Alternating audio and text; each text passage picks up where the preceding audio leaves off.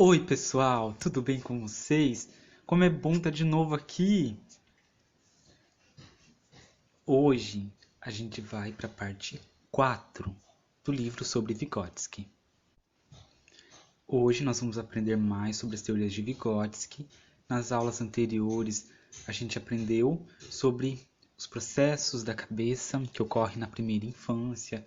A gente aprendeu sobre as operações mentais, né? As operações mentais nada mais são objetos, né, que a pessoa cria para poder solucionar tal problema, para poder ter tal ideia, né? Fui um pouquinho interrompido aqui, mas a gente vai voltar. Então a gente viu tudo aquilo nos outros pontos. E agora a gente vai continuar aqui na parte 4 do capítulo. Contribuições do desenvolvimento na psique infantil. Então vamos continuar. Para concluir nosso ensaio, abordaremos a dinâmica geral do desenvolvimento da vida psíquica de uma criança e, uma vez mais, resumiremos certas proposições apresentadas anteriormente. Começaremos por traçar um quadro das mudanças como um todo, que caracterizam o desenvolvimento psíquico da criança dentro dos limites de um estágio. O primeiro ponto, que é também mais geral a ser destacado, é que as mudanças observadas nos processos da vida psíquica da criança, dentro dos limites de cada estágio, não ocorrem independentemente um do outro. Elas estão ligadas entre si.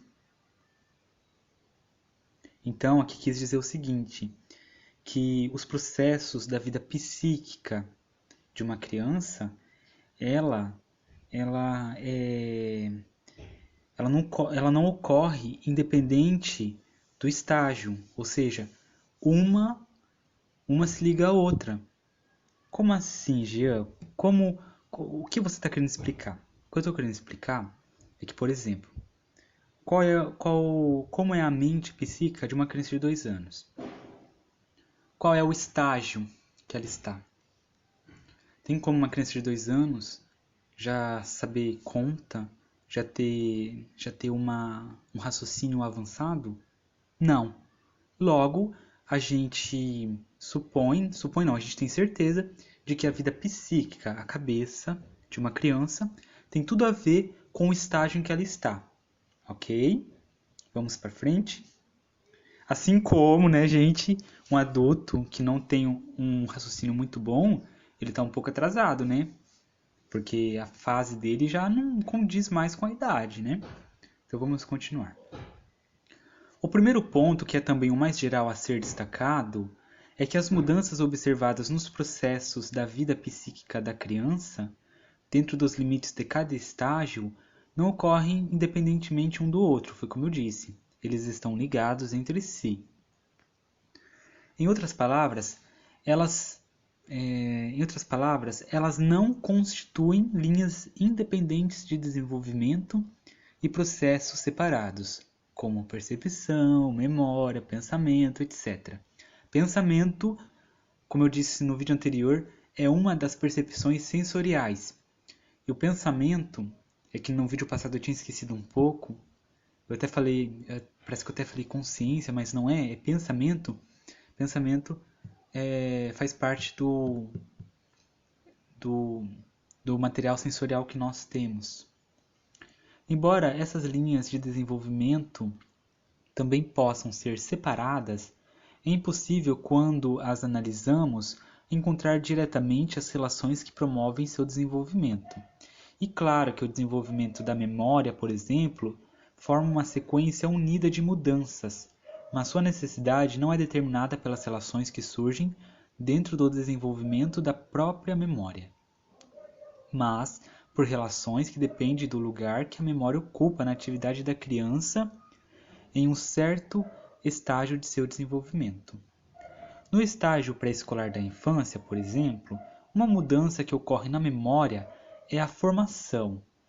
É a formação na criança da lembrança e recordação voluntária.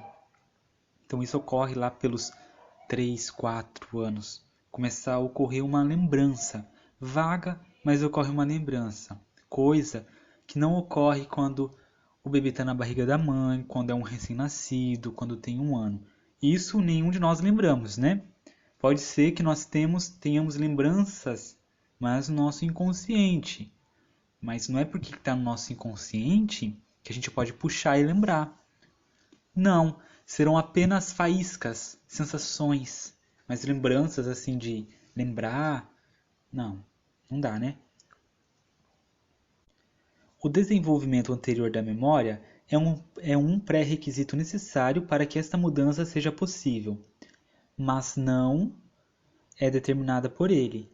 Ela é antes determinada por objetivos especiais, lembrar, recordar, que são diferenciados na consciência da criança.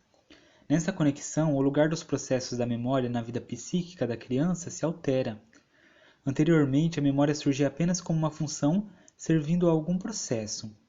Agora a recordação torna-se um processo especial, propositado uma ação anterior, ocupando um novo lugar na estrutura da atividade da criança.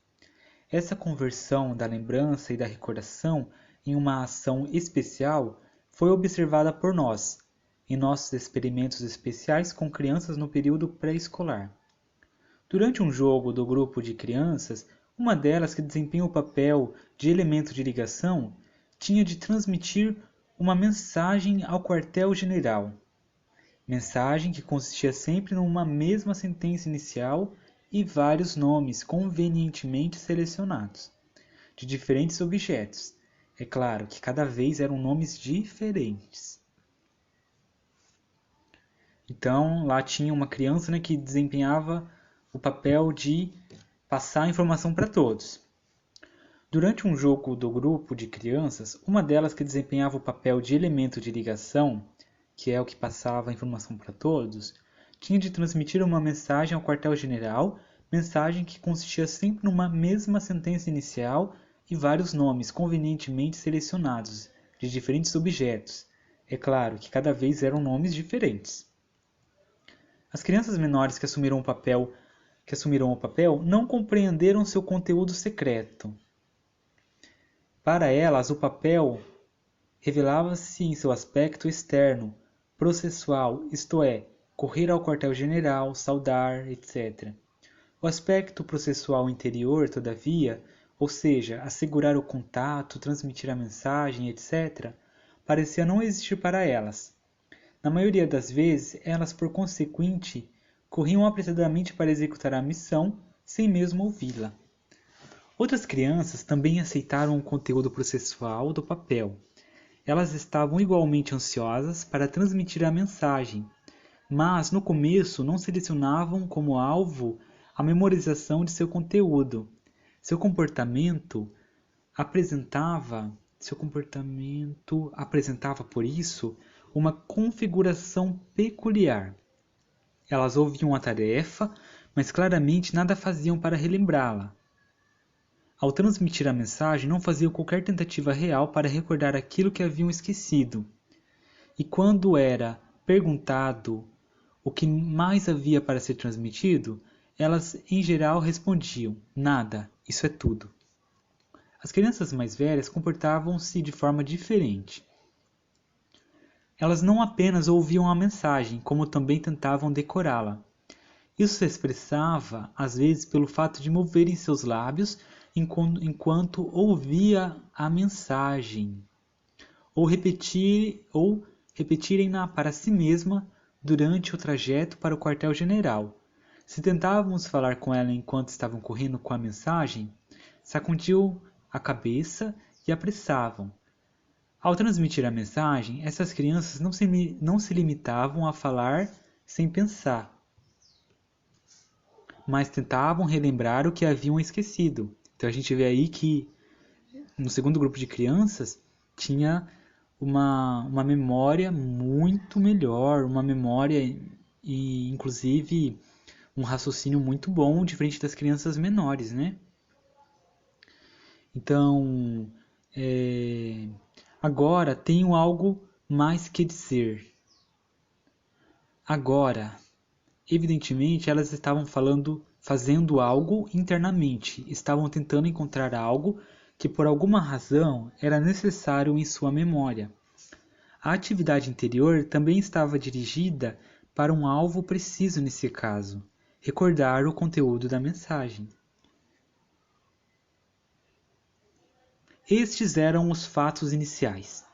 O experimento propriamente dito consistia em tentar escolher um alvo especial na consciência das crianças. Recordar, propondo exigências especiais para aqueles incapazes de recordar ativamente e dando-lhes instruções suplementares, estimulando-as assim a uma recordação voluntária. Para que a tarefa de recordar surgisse subjetivamente para as crianças, verificou-se ser necessário que a atividade que incluía a tarefa objetiva correspondente adquirisse um motivo capaz de transmitir à criança o sentido de recordação. No experimento descrito, isso foi obtido passando-se de um motivo que consistia em dominar o aspecto exterior de um papel para um que consistia em dominar seu conteúdo. Um simples pedido feito à criança para que ela tentasse recordar não mudou nada nesse aspecto de seu comportamento. Neste caso, observamos a gênese da recordação como uma ação durante o desenvolvimento da atividade lúdica. Mas ela poderia, é claro, ter tomado forma em alguma outra atividade da criança. Ou seja, aqui a gente vê claramente, né, que o pesquisador ele fez testes, aplicou técnicas para que as crianças menores pudessem recordar das palavras de uma forma voluntária, né, de uma forma voluntária. Então, aí o que ele quis dizer aqui com atividade lúdica e alguma outra atividade de criança? Atividade lúdica é os testes, as técnicas. Agora, atividade de criança é nas brincadeiras. Ele quis dizer que essa recordação, essa memória, ela podia se desenvolver também nas brincadeiras. Eu devo frisar aqui que é muito importante, de extrema importância, professores, psicólogos, notarem alguma deficiência, algum atraso de desenvolvimento em crianças, principalmente em crianças, né? Porque quando eu peguei uma sala para dar aula, eu percebi alguns alunos com dificuldade de aprendizagem. E essas dificuldades de aprendizagem têm muito a ver com as funções psicológicas. Ou não tinha uma memória muito boa, não tinha uma memória bem desenvolvida, ou um raciocínio bem desenvolvido. Às vezes era alguma coisa da família que estava atrapalhando esse desenvolvimento. Às vezes era alguma coisa mal resolvida internamente dentro da criança que não estava resolvido, né? Assim, eu explicando isso para vocês me fez lembrar de quando eu li o livro de Freud. Gente, que livro espetacular! Espetacular! Freud, né, que é o pai da psicanálise, ele falava que quando ele atendia os seus pacientes neuróticos e ele descobria a causa de seus delírios, de suas histerias, a pessoa melhorava. Então, como se aplica isso a Vygotsky aqui? Quando o professor realmente encontra o problema dessa, digamos assim, deficiência de aprendizagem, quando encontra o problema e resolve, a criança melhora. Incrível, né? E terminando de falar o que eu estava falando, quando eu estava no ensino médio, dando aula para o ensino médio, eu percebi alguns alunos com bastante dificuldade no raciocínio, bastante dificuldade em memória. Aí eu falei assim, bom, se esse aluno chegou até o ensino médio com esses problemas de raciocínio, de memória, então isso quer dizer que esse aluno infelizmente vem penando há muito tempo nessa situação. Então se tivesse resolvido lá atrás, no primeiro ano, segundo ano, no jardim de infância, talvez esse aluno não teria com tantos problemas como agora, né? É importante frisar isso aí. Os pais também têm papel de observar alguma dificuldade aí, de desenvolvimento, hein? É responsabilidade dos pais também. Não só do governo, mas acho que dos pais principalmente. Acho que os pais vêm em primeiro lugar, porque o governo ele tá ali tá ali para olhar por todos, né? Por todos, mas ele precisa da cooperação de seus filhos. Ele precisa da cooperação dos pais, eles precisam da cooperação de assistente social, né? Sozinho não consegue. Então é muito importante, principalmente os pais, notarem algum tipo de deficiência no desenvolvimento mental. Porque como que esse futuro adulto vai ter uma vida saudável, uma vida equilibrada, se na infância não foi suprido todas as necessidades? Nunca passou por uma terapia, nunca passou por um psiquiatra. Fica difícil, né? Fica muito difícil. Continuamos. O último ponto que registraremos em conexão com as descobertas de nossa pesquisa refere-se à conversão da recordação enquanto ato voluntário, consciente para uma operação consciente. Vamos repetir que eu não entendi? O último ponto que registraremos em conexão com as descobertas de nossas pesquisas refere-se à conversão da recordação enquanto ato voluntário consciente para uma operação consciente. Ou seja, ato voluntário consciente é aquela recordação vaga. Faz, né? É uma memória pronta, uma memória do agora. E operação consciente envolve todo o processo de recordação, de lembrar, de tentar puxar na memória as recordações, que já é mais avançada esse tipo de memória. Descobrimos que o processo de transformação de um ato mental difícil para a criança, a recordação, em uma operação, não começa imediatamente, e que ele, algumas vezes, só se completa com a transição para a educação escolar. Ou seja, na escola que ele vai se desenvolver melhor. Como se deve explicar isso? Uma ação, ao se converter em uma operação, reduz-se, por assim dizer, na posição que ela ocupa na estrutura geral da atividade, mas tal não significa que ela seja simplificada. Ao tornar-se uma operação, que é uma memória trabalhada, ela sai do círculo dos processos conscientes, que é aquilo, ó, tenho consciência da memória do agora, né? Mas retém os traços gerais de um processo consciente. E a qualquer momento, por exemplo, com uma dificuldade, pode tornar-se novamente consciente. Esta é também a explicação de por que, quando estamos lidando com o desenvolvimento dos processos, que são novos em sua forma, que é o caso da recordação voluntária da criança no período pré-escolar, observa-se uma transição bastante longa, caracterizada pela existência do processo como uma ação, mas não como uma operação. Operação é algo mais trabalhado, ação é algo do momento. Por isso, quando se dá a uma criança um alvo especial, por exemplo, recordar, a memorização e a recordação, tem o caráter de um processo voluntário controlado por ela. Entendeu? Então é algo que não é espontâneo, né? É algo que não é espontâneo. É algo técnico, quando você faz a criança recordar de algo. Então não quer dizer que ela está agindo. É como se você decorasse, entendeu? É como se você decorasse.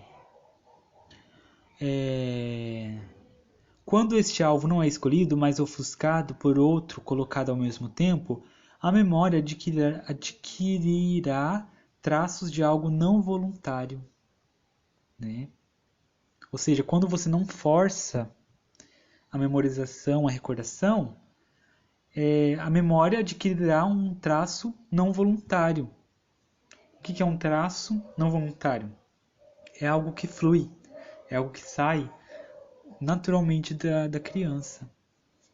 Nesses aspectos, observações da memória de crianças escolares de 7 anos de idade são muito pertinentes. Nossa, tá ficando chato esse assunto já, né, gente? É muita coisa, né? Mas vamos continuar aí, porque é importante estudar. Nesse aspecto, observações da memória de crianças escolares de 7 anos de idade são muito pertinentes. No começo de sua vida escolar, elas frequentemente se esquecem daquilo que se propuseram a fazer, ou seja, são incapazes de voluntariamente recordar-se do que deviam fazer no momento necessário. A tendência específica das crianças em seus primeiros dias de escola conduz ao objetivo: recordar a lição, que facilmente lhe foge da memória, enquanto a recordação voluntária sob forma de uma operação, isto é, a memória voluntária secundária, né? Então, recordação voluntária sob forma de uma operação. Recordação voluntária é algo que sai naturalmente. Uma recordação que sai naturalmente, né? A memória voluntária secundária, por analogia com o termo comumente usado, atenção voluntária secundária. Porque a gente tem o consciente e o inconsciente, né? Ainda não... Não, eu não vou falar isso nesse ponto. Acho melhor deixar mais para frente para vocês poderem entender. Não é verdade? É verdade, sim. Tô zoando. Vamos continuar. Ainda não existe em muitas crianças dessa idade que ainda não... Ah, tá, entendi. Agora entendi o que ele quis dizer. Que a atenção, né, que a memória voluntária ainda não existe em crianças dessa idade. A não ser que a criança seja muito avançada, né? Aí já é outra coisa bem diferente. Bem diferente e bem difícil, né? Porque eu nunca vi uma criança de 4, 3 anos ter uma memória ativa, lembrar da última comida que comeu, né? Lembra sim, né? Lembra mais ou menos, né? Dos avós. Lembra mais dos pais, né? Que estão lá 24 horas. Mas é muito difícil, viu? É muito difícil. Como resultado, ocorre que uma criança está totalmente concentrada, por um lado, nas exigências da escola, que não sabe quão solenemente o novo aluno refere-se às instruções da professora e em que medida tais instruções são inquestionáveis para ele. E, por outro lado, não é capaz de se lembrar daquilo que se comprometeu a fazer. Tudo o que dissemos dá-nos base para caracterizar da seguinte maneira o quadro geral do desenvolvimento dos processos separados da vida psíquica da criança dentro de um estágio. O desenvolvimento da atividade principal, que caracteriza um certo estágio, e de formas da atividade infantil com ela relacionadas, determina a escolha de novos alvos em sua consciência e a formação de novas ações que respondem a eles. Uma vez que o desenvolvimento subsequente dessas ações é limitada pelas operações já dominadas pela criança e pelo nível já existente de desenvolvimento de suas funções psicofisiológicas, uma certa discrepância surge entre os dois, a qual é resolvida por um constrangimento das operações e funções até o nível exigido pelo desenvolvimento das novas ações. Um jogo do tipo escolar ou teatrinho e assim originalmente limitado quase que exclusivamente às ações externas executadas pelas operações motoras preparadas pelo jogo para sua concretização, isso é, pelas manipulações na infância, no período pré-escolar. Mas o novo tipo de brinquedo pré-escola e o conteúdo das novas ações que nele se desenvolvem requerem meios muito diversos de realizá-los. Elas também se formam de fato com grande rapidez, num só pulo, como diz a miúde. Particularmente, as operações mentais interiores formam-se muito depressa nessa época na criança. O curso das mudanças dentro dos estágios como um todo toma assim duas direções opostas. Metaforicamente falando, sua direção principal, decisiva, é a partir de mudanças iniciais no círculo das relações vitais da criança e no círculo de sua atividade para o desenvolvimento de ações, operações e funções. A outra direção é a partir de uma reconstrução das ações e operações para o desenvolvimento de um dado círculo de atividade da criança. Reconstrução esta que surge secundariamente, num estágio, o curso das mudanças condutoras a essa direção é limitada pelas exigências do círculo de atividades que caracterizam o estágio dado. Aqui está fazendo uma comparação entre o psíquico da criança e os estágios, né, que é a idade. Num estágio, o curso das mudanças condutoras a essa direção é limitada pelas exigências do círculo de atividades que caracterizam o estágio dado. Cruzar a fronteira já significa a transição para outro estágio mais elevado de desenvolvimento psíquico. Transições dadas entre os estágios caracterizam-se por traços opostos às relações que se estabelecem entre a criança e o mundo circundantes.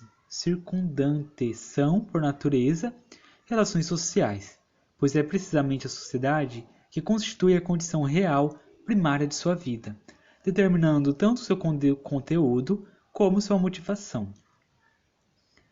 Cada uma das atividades da criança, por isso, não expressa simplesmente sua relação com a realidade objetiva. As relações sociais existentes expressam-se também objetivamente em cada uma de suas atividades. Ao se desenvolver, uma criança finalmente transforma-se em um membro da sociedade, suportando todas as obrigações que a sociedade nos impõe. Os estágios sucessivos de seu desenvolvimento nada mais são do que estágios separados dessa transformação. Todavia, a criança não se limita, na realidade, a mudar de lugar nos sistemas das relações sociais. Ela se torna também consciente dessas relações e as interpreta. O desenvolvimento de sua consciência encontra expressão em uma mudança na motivação de sua atividade. Velhos motivos perdem sua força estimuladora e nascem os novos, conduzindo a uma reinterpretação de suas ações anteriores. A atividade que costumava desempenhar o papel principal começa a se desprender e a passar por um segundo plano. Uma nova atividade principal surge, e com ela começa também um novo estágio de desenvolvimento. Essas transições, em contraste com as mudanças intra-estágios, vão além, isto é, de mudanças em ações, operações e funções para mudanças de atividade como um todo. Quaisquer que sejam os processos particulares da vida psíquica de uma criança que tomemos, a análise das forças motivadoras de seu desenvolvimento leva-nos assim inevitavelmente às formas principais de sua atividade, aos motivos que a encorajam e, consequentemente, ao sentido que a criança está descobrindo nos objetos e fenômenos do mundo circundante. A partir desse aspecto, o conteúdo do desenvolvimento psíquico de uma criança consiste também, precisamente, na alteração do lugar dos processos psíquicos particulares em sua atividade e os traços que esses processos particulares adquirem em diferentes estágios do desenvolvimento dependem disso. Para concluir, precisamos dar ênfase ao seguinte: podemos, neste ensaio, examinar o desenvolvimento psíquico apenas a partir de aspectos processuais, por assim dizer, da psique,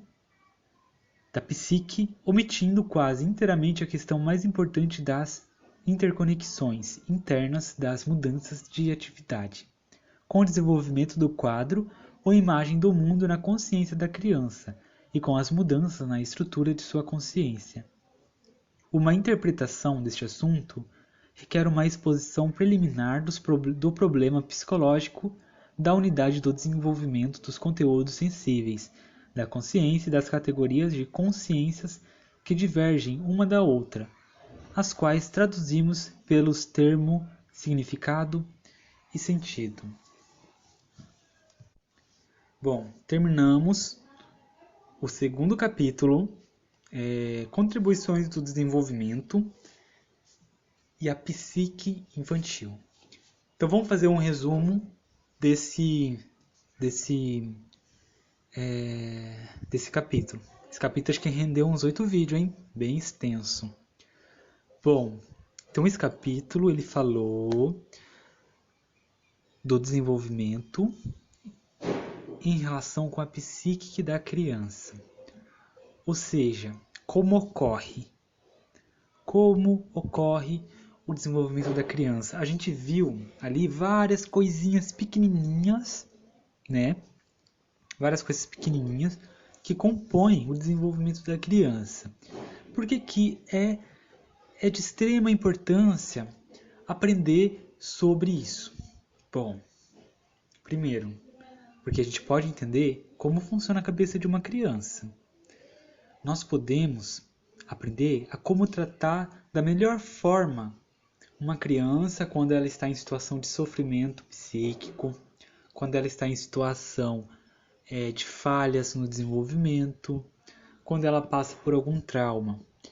E para a gente conseguir ajudar, é muito importante a gente aprender sobre como funcionam as estruturas psicológicas de uma criança. Ok? Foi muito interessante.